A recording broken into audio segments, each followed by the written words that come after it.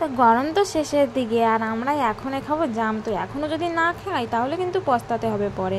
তো দেখো জাম তো খেতে ইচ্ছা করছিল, কিন্তু খেতে ইচ্ছা করলেও কিছু করার ছিল না, কারণ আমাদের বাড়িতে জাম গাছটাই আগের বছর কাটা হয়ে গেছে কোনো একটা কারণে। তার জন্য দেখো সবাই শুধু জাম খাচ্ছিল আর ভিডিও করে করে ছাড়ছিল। তো দেখে কিন্তু খুব খেতে ইচ্ছা করছিল, কিন্তু কী করবো বলো, ইচ্ছা থাকলেও উপায় ছিল না।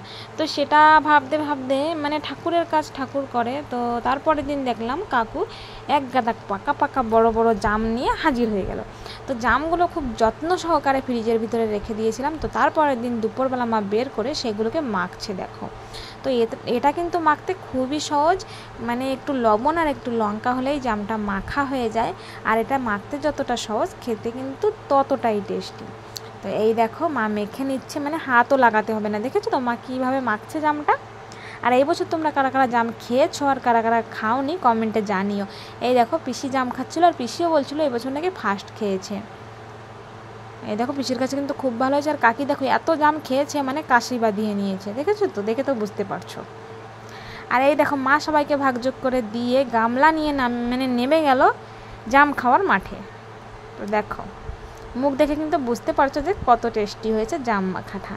তারপরে এখানে দেখো আমাদের ছোট ছোট মনারা বসে গেছে আম জাম মাখা নিয়ে খেতে।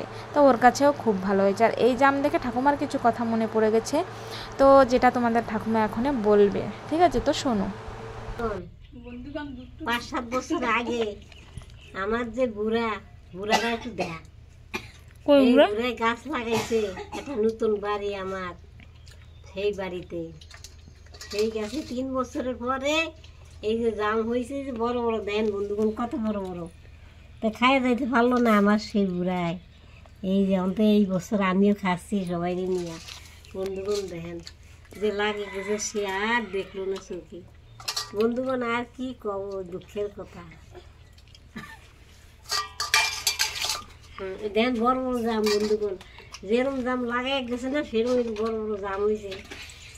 আজকে আমি খাচ্ছি, আমার সেই কথা মনে পড়ছে, তাই আমি কইলাম একটু শোনেন আপনারা।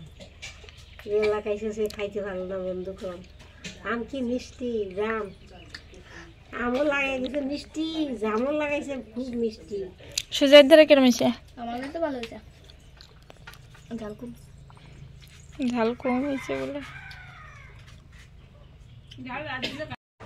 তো ঠাকুমার মনের কথা তো তোমরা শুনে নিলে। তো এই জাম গাছটা নাকি আমার দাদু লাগিয়েছিল কাকুদের বাড়িতে যেয়ে। তো তার জন্য ঠাকুমার আজকে এই জামগুলো দেখে দাদুর কথা মনে পড়ে গেল। তাই বলছিল যে দাদু লাগিয়ে গেছে কিন্তু জামগুলো খেতে পারে নাই। তাই আজকে আমরা দাদুর নাতি বৌমা মানে ছেলে সবাই খাচ্ছে, মেয়ে। তো দেখো এই যে, তো দাদু লাগিয়েছিল বলেই কিন্তু আজকে আমরা সবাই মজা করে খাচ্ছি, তাই না? তো এটাই হচ্ছে দুনিয়ার নিয়ম। তো জানি না কার কখন কি হবে, সেই হিসাবে আমাদের সবাই মিশে থাকতে হবে, খুশিতে থাকতে হবে। এটাই হচ্ছে জীবন, তাই না? সুখ দুঃখ তো জীবনে আছেই। তো জাম মাখাটা আজকে খুব ভালো লাগলো, তার সাথে ঠাকুমার মনের কিছু কথাও তোমরা শুনতে পেলে। তো এই দেখো আমার কাছে কিন্তু জামটা খুবই ভালো লাগছিলো। তো আমারও একটু দাদুর কথা মনে পড়ে গেছিলো, তো খাচ্ছিলাম আর দাদুর কথা একটু ভাবছিলাম। তো ঠিক আছে, ভিডিওটা এখানেই শেষ করছি। বাই, পরে দেখা হবে।